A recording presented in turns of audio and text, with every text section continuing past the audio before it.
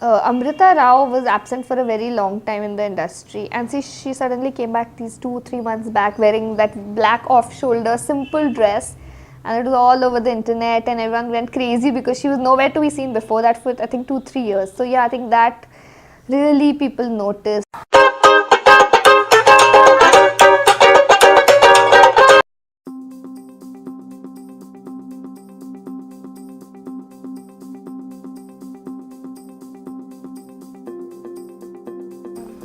I was born in Nagpur.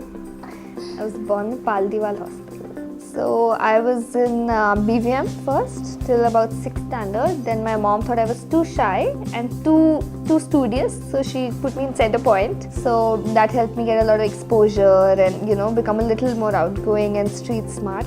Then I studied science in Hislop, and finally I got through NIFT. I topped NIFT. I came 4th from all over India. And then I was there for 4 years and I did my graduation there. As a kid, you never really know what you're good at. You just keep trying, experimenting. I just know that I used to keep sitting in one corner, not talk to anyone, and keep sketching. Even when I was a kid, even like when I grew up, I was more into my own world. I just wanted to make drawings and keep coloring. And then I realized as soon when I got into NIFT that I was really good at making illustrations. I was good at putting things together, colors. I tried computer, that's what you learn. You learn everything, pattern making, and you learn styling.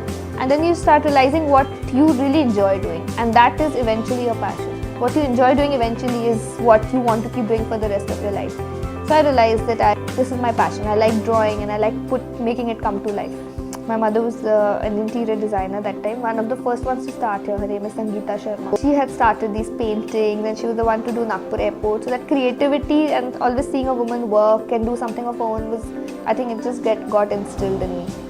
Since I joined NIFT, you tend to become in the fashion industry. They're always sending you for fashion weeks and you're always interning with fashion companies and you're always, doing odd jobs and different things like MTV, some we did work in and here and there. So yeah, I'm in the fashion industry since I was 18.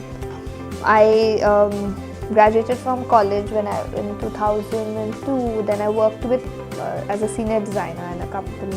That's when I realized I want to do something of my own. And then my mom said, "Ab aa jao ghar, shaadi kar lo type." I said, "No, I'm not doing that." Then she said, "Okay, come back. I will help you put up something of your own." So then sitting with one funny old tailor who used to make my clothes as a child.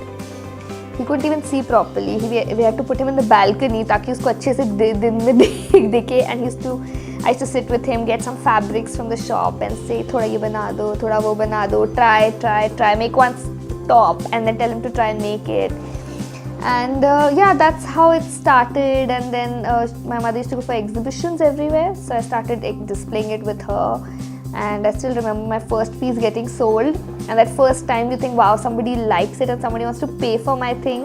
So that's your best rush. And yeah, that's how you go ahead.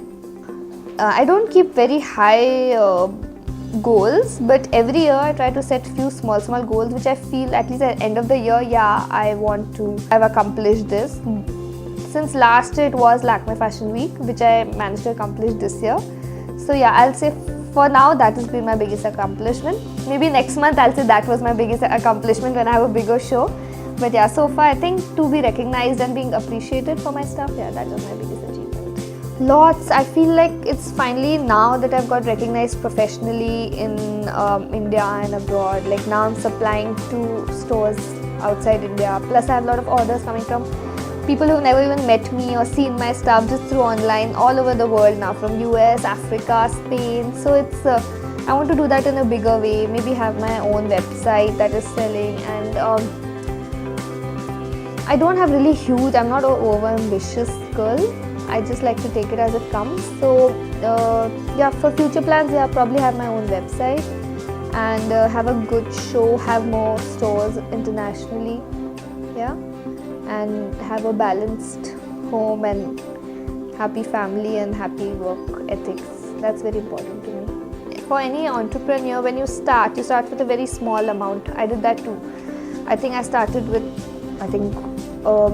1 lakh rupees or 80,000 rupees, and there were so many times I would buy fabrics and there were times it won't sell or things were taking time, and my bank balance from 80 would go to 20, sometimes even 0, and you are so scared because you think, okay, your business is over and you can't do it anymore, and maybe you're making a mistake, but you keep trying and trying, and I didn't take anything from anyone, I've just done everything on my own. So slowly and steadily you keep persisting, keep trying, because if you love it so much, you can't just give up and say, oh, I've made a loss, or oh, this is not working. So I used to take out my own pocket money and put it in that, and just to make it sustain. So yeah, there are good times and bad times, and you can't always be on a high. So you have to be prepared for the low. And one advice I would give, you have to work your way around the bad parts and kind of, you can't just stop and say I give up.